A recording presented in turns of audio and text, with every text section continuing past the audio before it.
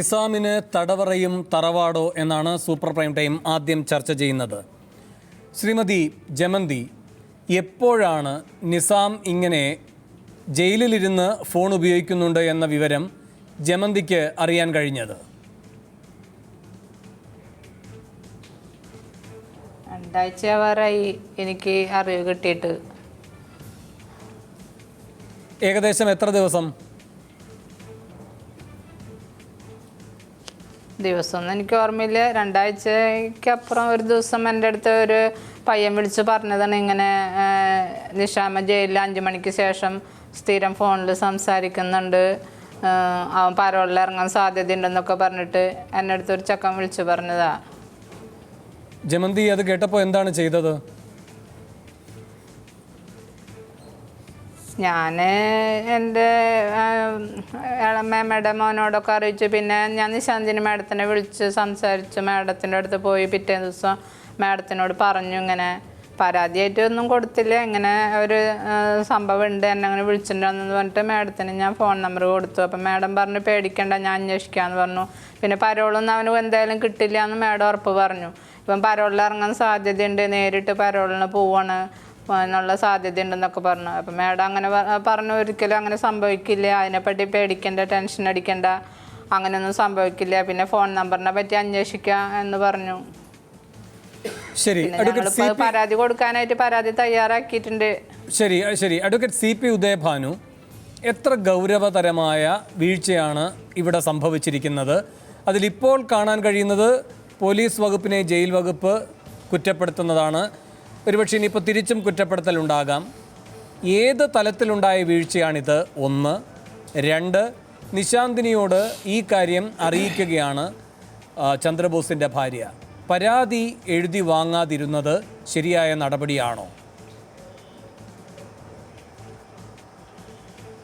ശ്രീ വേണു, ഈ കാര്യത്തിൽ നാം ഇത് ഒരു നിശാമിൻ്റെ ഈ ദുരുപയോഗപ്പെടുത്തൽ എന്ന വളരെ പരിമിതമായിട്ടൊരു ക്യാൻവാസിലേക്ക് ചുരുക്കരുത് എന്നാണ് എൻ്റെ അഭിപ്രായം. എന്തുകൊണ്ടെന്നാൽ ഇത് കാലാകാലങ്ങളായി ഈ ജയിൽ സംവിധാനത്തിനകത്തു നിന്നുകൊണ്ട് തടവറയിൽ അകപ്പെടുന്ന കുറ്റവാളികൾ ഉദ്യോഗസ്ഥന്മാരെ സ്വാധീനിച്ചും ഉദ്യോഗസ്ഥന്മാർ തിരിച്ചും അവരെ സഹായിച്ചും ഉള്ളൊരു സംവിധാനം, ഒരു കൂട്ടുകച്ചവടം എന്ന നിലയിൽ വർഷങ്ങളായിട്ട് നടന്നു വരുന്നൊരു കാര്യമാണ്. അതിൻ്റെ ഏറ്റവും അവസാനത്തെ ഉദാഹരണമാണ് ഇന്ന് ഇതിലൂടെ പുറത്തു വന്നത്. ഇവിടെ ഈ സമ്പത്തും സ്വാധീനവും ഉള്ള ആളുകൾക്ക് ഏത് തരത്തിലും ഉള്ള ഒരു സൗകര്യവും തടവറയിൽ പോലും കിട്ടും എന്നതിൻ്റെ ഏറ്റവും പ്രത്യക്ഷ ഉദാഹരണമാണ് ഇന്നുണ്ടായത്. ഇന്നത്തെ സംഭവത്തിൽ ആദ്യത്തെ പുറത്തു വന്ന റിപ്പോർട്ടുകൾ പ്രകാരമാണ് എങ്കിൽ പോലീസ് ഉദ്യോഗസ്ഥന്മാരുടെ ഭാഗത്തു നിന്നാണ് വീഴ്ച വന്നിട്ടുള്ളത്. അവർ ഇയാളെ മറ്റൊരു കേസുമായി ബന്ധപ്പെട്ട് ബാംഗ്ലൂർക്ക് കൊണ്ടുപോകുന്ന വഴിക്ക് അവിടെ ചില സൗകര്യങ്ങൾ അവർ ഉപയോഗിക്കാനുണ്ടായത്. ആ സൗകര്യങ്ങൾ പോലീസ് ഉദ്യോഗസ്ഥന്മാർ വഴിവിട്ട് ഈ ക്രമരഹിതമായി ഇദ്ദേഹത്തിന് കൊടുത്തതാണ്. അത് തീർച്ചയായിട്ടും ഉപയോഗിക്കുന്നു. അവിടെ നാം മനസ്സിലാക്കേണ്ട ഒരു കാര്യം, തടവറയിൽ കിടന്നു പോലും സ്വന്തം സഹോദരന്മാർക്ക് പോലും ഭീഷണിയാകുന്ന രീതിയിൽ ടെററിസ്റ്റ് ആയി മാറാനായിട്ട് ഒരു മടിയുമില്ലാത്ത ഒരാൾ, അയാൾ പുറത്തു വന്നാൽ പിന്നെ പൊതുജീവിതത്തിൽ പൊതുസമൂഹത്തിൻ്റെ സുരക്ഷിതത്തിൻ്റെ ഒരു പ്രശ്നം നമുക്ക് അറിയാമല്ലോ. അതോടൊപ്പം തന്നെ കഴിഞ്ഞ 2 ആഴ്ചകൾക്ക് മുൻപാണ് ഇപ്പോൾ നേരത്തെ സൂചിപ്പിച്ച ശ്രീമതി ജമന്തി ഇതിൻ്റെ ഒരു ആദ്യഘട്ടത്തിൽ ഇത് എന്നോട് സംസാരിച്ചിരുന്നു. അപ്പം ഞാൻ പറഞ്ഞത്, ഉദ്യോഗസ്ഥന്മാർക്ക് പരാതി കൊടുക്കുകയാണെന്ന് കരണീയമായ മാർഗം. അത് പോലീസ് ഉദ്യോഗസ്ഥന്മാർക്ക് പുറത്തുള്ളവർക്ക് കൊടുക്കുന്നതുകൊണ്ട് വലിയ മെച്ചമില്ല, ജയിൽ വകുപ്പിലെ ഉദ്യോഗസ്ഥന്മാർക്കാണ് കൊടുക്കേണ്ടത്. അവർ അങ്ങനെ ആ നിരക്ക് കൊടുക്കണമെന്ന് പരാതി എഴുതി കൊടുപ്പിക്കാൻ വേണ്ടി ഒരാളെ ശുപാർശ ചെയ്യുകയും അദ്ദേഹം അത് ശ്രീമതി ജമന്തിക്ക് കൊടുത്തു എന്നുമാണ് ഞാൻ മനസ്സിലാക്കുന്നത്. അതിൻ്റെ അടിസ്ഥാനത്തിലാണ് ശ്രീമതി ജമന്തി അവർക്ക് കുറച്ചുകൂടി അടുപ്പവും വ്യക്തിബന്ധവും ഇപ്പോഴും പുലർത്തിപ്പോരുന്ന ആളെന്ന നിലയിൽ തൃശ്ശൂർ റൂറൽ SP നേരിട്ട് കണ്ടത്. ശ്രീമതി നിശാന്തിനി ഒരു പക്ഷേ അനൗദ്യോഗികമായിട്ടൊരു അന്വേഷണം നടത്താം എന്ന് ധരിച്ചതിൻ്റെ അടിസ്ഥാനത്തിലായിരിക്കും പരാതി എഴുതി വാങ്ങാതിരുന്നത്. മാത്രമല്ല, ജയിലിനകത്ത് നടക്കുന്ന കൃത്യവിലോപങ്ങളെ സംബന്ധിച്ച് പുറമെ പോലീസിന് അന്വേഷിക്കാനുള്ള ഒരു പക്ഷേ പരിമിതികൾ ധാരാളമുണ്ടാകാം. കിട്ടുന്ന പരാതി ജയിൽ വകുപ്പിൻ്റെ മുകളിലെ തലത്തിലെ ഉദ്യോഗസ്ഥന്മാർക്ക് കൈമാറി അവിടെ തന്നെ ആന്തരിക സംവിധാനങ്ങളിലൂടെയാണ് അന്വേഷിക്കേണ്ടത്. ഇവിടെ ജയിൽ വകുപ്പിലെ ഉദ്യോഗസ്ഥന്മാർ വളരെ കുറ്റകരമായ രീതിയിലുള്ള ഒരു അനാസ്ഥ ഈ കാര്യത്തിൽ കാണിക്കുന്നുണ്ട്. വളരെയധികം മെച്ചപ്പെട്ട സൗകര്യങ്ങൾ ഈ ശ്രീ നിശാമിന് ചെയ്തു കൊടുക്കുന്നുണ്ട്. ഇതാണ് നാം മനസ്സിലാക്കിയിട്ടുള്ള ഒരു പ്രധാനപ്പെട്ട കാര്യം. 5 മണി മുതൽ ഒരു പ്രത്യേക ഫോണിൽ അദ്ദേഹം സംസാരിക്കാൻ അവസരമുണ്ട്. അദ്ദേഹത്തിന് പുറം ലോകമായിട്ട് ബന്ധപ്പെടാൻ സാഹചര്യങ്ങളുണ്ട്. ഇതാണ് നാം മനസ്സിലാക്കുന്നത്. ശരി, ഞാൻ താങ്കളിലേക്ക് തിരികെ എത്താം. ശ്രീ പി എം മനോജ്, നിശാന്തിന് ചെയ്തത് ശരിയോ? നമുക്കതിൽ നിന്ന് തുടങ്ങാം. ഇപ്പോൾ ശ്രീ ഉദയഭാനു ചൂണ്ടിക്കാട്ടുകയുണ്ടായി, അനൗദ്യോഗികമായി നമുക്ക് അന്വേഷിക്കാവുന്നതാണ് എന്ന് പറഞ്ഞുകൊണ്ട് നല്ല ബന്ധവും കൂടെ ഉണ്ടല്ലോ ചന്ദ്രബോസിൻ്റെ ഭാര്യയുമായി, ആ നിലയിൽ നീങ്ങാമെന്ന് പറഞ്ഞു, പരിമിതികളുണ്ട് എന്ന്. എല്ലാ പരിമിതിയെ മറികടക്കാൻ കഴിയും, ഔദ്യോഗികമായി തന്നെ അന്വേഷിക്കാം. ഒരു പരാതിയാണ് വന്നിരിക്കുന്നത്, അത് ആ പരാതിയുടെ ബലത്തിൽ തന്നെയല്ലേ തുടർ നടപടികൾക്ക് വിധേയമാക്കേണ്ടത്? അതെ, ഉദ്യോഗസ്ഥ സംവിധാനത്തിൽ നിലനിൽക്കുന്ന പുഴുക്കുത്തിൻ്റെ ഭാഗമാണ് ഇതൊക്കെ. കാരണം ഇത് ഇന്ന് തുടങ്ങിയതല്ല. നേരത്തെ അവിടെ തൃശ്ശൂർ കമ്മീഷണറായിരുന്ന ജേക്കബ് ജോബിന് സസ്പെൻഷൻ അടക്കം ഉണ്ടാക്കി കൊടുത്ത ഒരു സംഭവമാണിത്. അതായത് അന്ന് ഈ കേസുമായി ബന്ധപ്പെട്ട് ഈ ചന്ദ്രബോസിൻ്റെ കൊലയാളി നിഷാമിനെ വഴിവിട്ട് സഹായിച്ചതിന്റെ പേരിൽ തൃശ്ശൂർ കമ്മീഷണറായിരുന്ന ജേക്കബ് ജോബിനെ നേരത്തെ സസ്പെൻഡ് ചെയ്തിട്ടുണ്ട്. മാതൃഭൂമി ചാനൽ കൊണ്ടുവന്ന വാർത്തയുടെ നിസാമുമായി 1.5 മണിക്കൂർ കൂടിക്കാഴ്ച നടത്തിയതിന്റെ വിശദാംശങ്ങൾ പുറത്തു കൊണ്ടുവന്നു. ഞങ്ങളുടെ തൃശ്ശൂർ റിപ്പോർട്ടർ ജെയ്സൺ ആണ് ആ വാർത്ത പുറത്തു കൊണ്ടുവരുന്നത്. തീർച്ചയായും ഒരു IPS ഉദ്യോഗസ്ഥൻ ഇത്തരം ഒരു കാര്യത്തിൽ സസ്പെൻഷനിലാകാനുള്ള വഴിവെച്ച വാർത്തയായിരുന്നു അത്. അതിന്റെ ഭാഗമായി ജെയ്സണും കുടുംബത്തിനും സുരക്ഷാ ഭീഷണി ഉണ്ട് എന്ന് പോലീസ് തന്നെ കണ്ടെത്തുകയുണ്ടായി. ജെയ്സണും കുടുംബവും ഇപ്പോഴും പോലീസ് സംരക്ഷണത്തിലാണ്. പാവം ചന്ദ്രബോസിന്റെ ഭാര്യ, അദ്ദേഹത്തിന്റെ കുടുംബാംഗങ്ങൾ അനാഥരാക്കപ്പെട്ടവരാണ്. ഇനി ചന്ദ്രബോസിന് നീതി കിട്ടുന്നതിന് വേണ്ടി ഈ ജമന്തിയോടൊപ്പം മറ്റൊരു തരം താല്പര്യങ്ങളുമില്ലാതെ നീതിയുടെ വിജയത്തിന് വേണ്ടി മാത്രം പരിശ്രമിച്ചവരുണ്ട്. അവരടക്കം ഇപ്പോൾ ഭീഷണിയുടെ നിഴലിലാണെന്നാണ് ജമന്തി പറയുന്നത്. ഇതെല്ലാം ഉൾക്കൊണ്ടുകൊണ്ട് വേണ്ടേ നിശാന്തിനി പ്രവർത്തിക്കാൻ? തീർച്ചയായും. കാരണം ഇതിന് നേരത്തെ ഇതിനൊരു വല്ലാത്ത ചരിത്രമുണ്ട്. ആ ചരിത്രം ഈ പ്രതിയെ എന്ന് പറയുന്നത് പണം കൊണ്ട് ആറാട്ട് കളിക്കുന്ന ഒരു വ്യക്തിയാണ്. അദ്ദേഹത്തിൻ്റെ പണത്തിൻ്റെ സ്വാധീനത്തിൻ്റെ മുകളിൽ ഉദ്യോഗസ്ഥ സംവിധാനവും ഒരു പരിധിവരെ രാഷ്ട്രീയ സംവിധാനവും അദ്ദേഹത്തിൻ്റെ വരുതിയിലായ അവസ്ഥ നേരത്തെ ഉണ്ടായിരുന്നു. അത് ഇപ്പോൾ തുടരുന്നു എന്ന് പറയുന്നത് വളരെ ആശങ്കാജനകമാണ്. അതുകൊണ്ട് തന്നെയാണ് ഇന്നിപ്പോൾ ഈ വാർത്ത പുറത്തു വന്നു. ഈ വാർത്ത പുറത്തു വന്നപ്പോൾ കേരളത്തിലെ മുഖ്യമന്ത്രി പിണറായി വിജയൻ ചെയ്തത് എന്താ? അദ്ദേഹം ഈ കാര്യം അന്വേഷിച്ചു. ഈ വാർത്തയിൽ വരുന്ന കാര്യങ്ങൾ ശരിയാണോ എന്ന അന്വേഷണം നടത്തുകയും അങ്ങനെ ഏതെങ്കിലും തരത്തിൽ തെറ്റ് വരുത്തിയ ആളുകൾ അല്ലെങ്കിൽ അപഭ്രംശം വരുത്തിയ ആളുകൾ അവരുണ്ടെങ്കിൽ അവർക്കെതിരെ കടുത്ത നടപടി വേണമെന്നാണ് DGPയോട് ആവശ്യപ്പെട്ടത്. അതാണ് വ്യത്യാസം. ശ്രീ പി എം മനോജ്, ഇപ്പോൾ മുഖ്യമന്ത്രി പനി ബാധിതനാണ്, അദ്ദേഹം വിശ്രമത്തിലാണ്. ഞാൻ മനസ്സിലാക്കുന്നത് അങ്ങേ അടക്കമുള്ള ഉത്തരവാദപ്പെട്ട മാധ്യമപ്രവർത്തകർ മുഖ്യമന്ത്രിയുടെ ശ്രദ്ധയിൽ ഈ വിഷയം അതിൻ്റെ ഗൗരവത്തിൽ തന്നെ പെടുത്തുകയുണ്ടായി എന്നാണ്.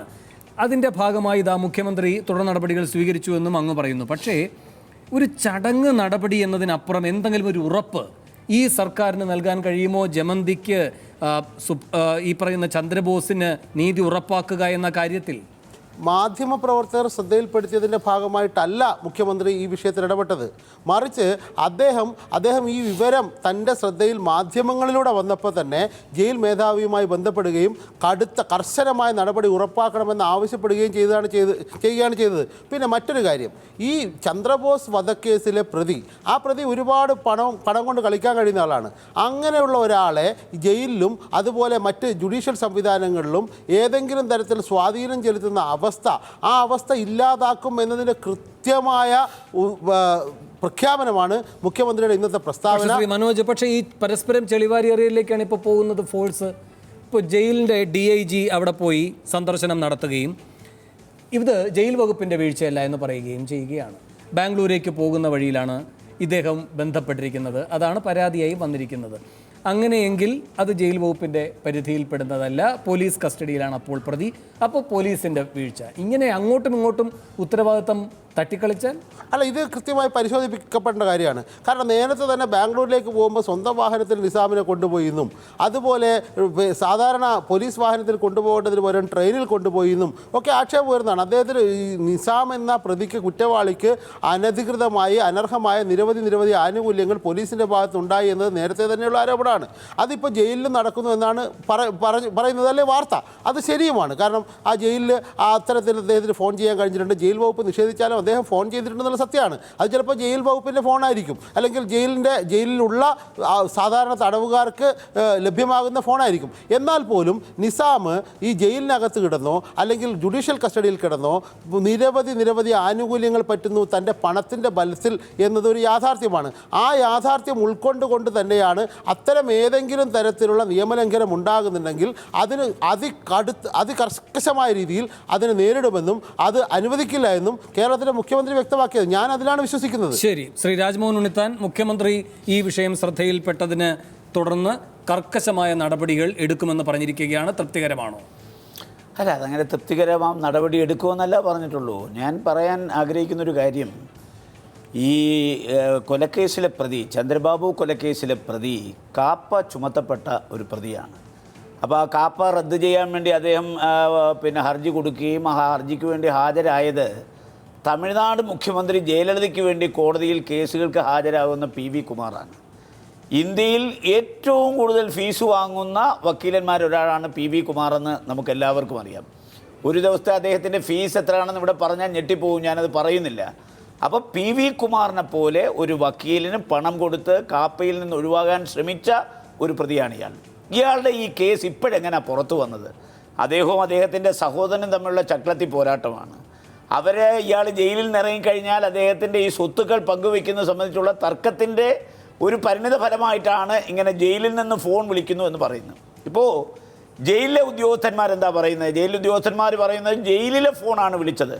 പക്ഷേ ഞാൻ വൈകിട്ട് ഇങ്ങോട്ട് വരുന്നതിന് മുമ്പ് ഏഷ്യാനെറ്റിൻ്റെ ഒരു ലേഖകൻ, ഏഷ്യാനെറ്റ് ജോഷി എന്ന പേരെന്നാണ് എനിക്ക് തോന്നുന്നത്, അദ്ദേഹം ജയിലിൽ വിളിച്ച് ഈ പറയപ്പെടുന്ന പ്രതിയുമായി സംസാരിക്കുന്ന ഞാൻ ചാനലിലൂടെ നേരിട്ട് കേട്ടതാണ്. 2 ഫോൺ നമ്പറുകൾ വിളിച്ചിട്ടുണ്ട്. ആ 2 ഫോൺ നമ്പരും അറ്റൻഡ് ചെയ്തു എന്ന് മാത്രമല്ല ഫോൺ അറ്റൻഡ് ചെയ്ത ജയിൽ ഉദ്യോഗസ്ഥനാണ്. അതാണ് അതിന്റെ ഏറ്റവും ഗൗരവമായ വിഷയം. ജയിൽ ഉദ്യോഗസ്ഥൻ അറ്റൻഡ് ചെയ്തിട്ടാണ് പ്രതിക്ക് കൊടുക്കുന്നത്.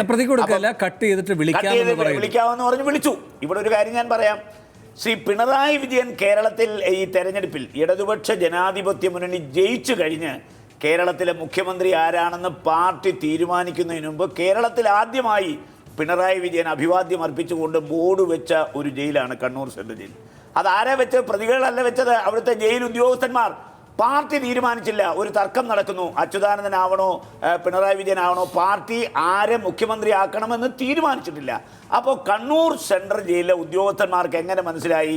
അവരെങ്ങനെ ആൻറ്റിസിപ്പേറ്റ് ചെയ്തു അടുത്ത മുഖ്യമന്ത്രി ശ്രീ പിണറായി വിജയൻ അഭിവാദ്യം അർപ്പിച്ചുകൊണ്ട് അവിടെ വെച്ചു. നമ്മൾ ജമ്മു കാശ്മീരിൽ ചെന്നാൽ അവിടെ ഒരു ബോർഡ് വെച്ചിട്ടുണ്ട്, ലോകത്ത് ഭൂമിയിൽ എവിടെയെങ്കിലും ഒരു സ്വർഗമുണ്ടെങ്കിൽ അത് ഇവിടമാണ് കാശ്മീർ. അവിടെ കണ്ണൂർ സെൻട്രൽ ജയിലിൽ ചെന്നാലും വേണമെങ്കിൽ ഒരു ബോർഡ് വെക്കാം, ലോകത്ത് എവിടെയെങ്കിലും സ്വർഗവും നരകവും ഉണ്ടെങ്കിൽ അത് ഇവിടമാണ്. അവിടെ സ്വർഗവും ഉണ്ട്, നരകവും ഉണ്ട്. അവിടെ തികച്ചും രാഷ്ട്രീയമാണ്. അവിടെ 8-10 വാർഡുകളിൽ ഒറ്റ വാർഡന്മാരും പ്രതികളെ നോക്കാനോ അങ്ങോട്ട് തിരിഞ്ഞു നോക്കില്ല. കാരണം അവിടെ തിരിഞ്ഞു നോക്കാൻ പറ്റില്ല. മാത്രമല്ല ജയിലിലെ ഭക്ഷണം അവർ ഉപയോഗിക്കില്ല. അവർക്ക് ആവശ്യമുള്ള സാധനങ്ങൾ പുറത്തുനിന്ന് വരുത്തി അവർ അവിടെ പാചകം ചെയ്താൽ കഴിക്കുന്നത്.